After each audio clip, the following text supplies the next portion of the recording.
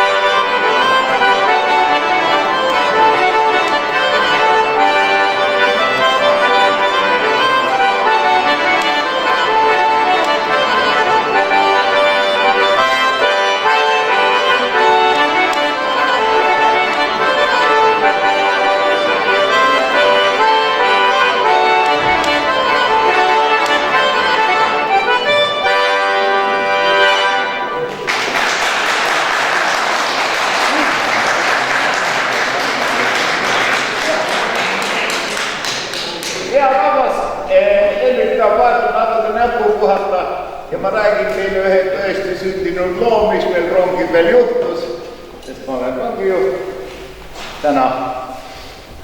Vagunisaatja rääkis mulle niimoodi, tema oli oma kõrvaga pealt punanud, mis ühes kupees toimus. Seal oli siis üks juudi härra sõitis ja siis veel üks teine meesterahvas, tema rahvust ei osanud nagu öelda, aga ja siis ta oli vaadanud niimoodi, et mis seal kupees siis toimub. Juudi härra oli siis kraaminud väikese õhtusöögi omale diplomaadist välja, rukki leiva, sarnane leib ja siis heeringas. Lõiganud selle ilusti niimoodi tükkideks, võtsutanud ilusti ära, võtnud nahad maha, noh nagu ikka inimene viisakalt omale teeb, ette valmistab sakummi. Siis võttis termose, sealt kallas kohvi ja asus sööma.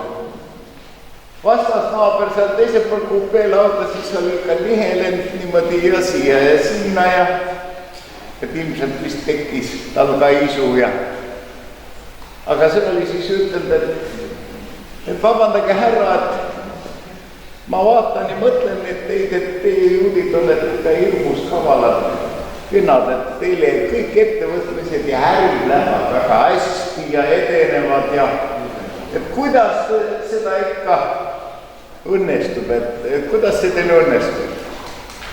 Ja oli siin, mis ta seal ikka õnnestub? Vaata, näed, eringa peamist, seda tuleb lutsutada, sealt tuleb mõistus, seal on fosfor. Härra Jaan siis ka mõelnud, mihenen veel natukene seal ja aga kuulge, härra, teil on, ma vaatan siin 2 eringa pead, võib-olla ühe annate mulle.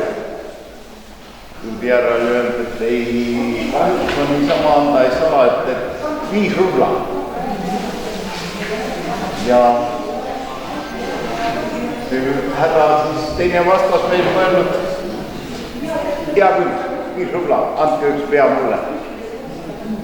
Ja see siis võtnud juutvõttas viika tasku, andnud eringa pea ja kes hakkab lutsutama ja juba niimoodi natuke aega lutsutub ja siis ütleb, et surau, eringa kilo on ju 2,60. Olgu ma poest kilo eringat ostnud, vaata, kui palju ma oleks eringa päid saanud. Selle peale olevat juudi härra kostnud. Vot, lutsuta, juba hakkab tulema. Ja see jaamahoone tehti ja rongid käima hakkasid Hispaania päritolu, nüüd juba peaaegu Eesti rahvatantsuks muutunud Padespaad.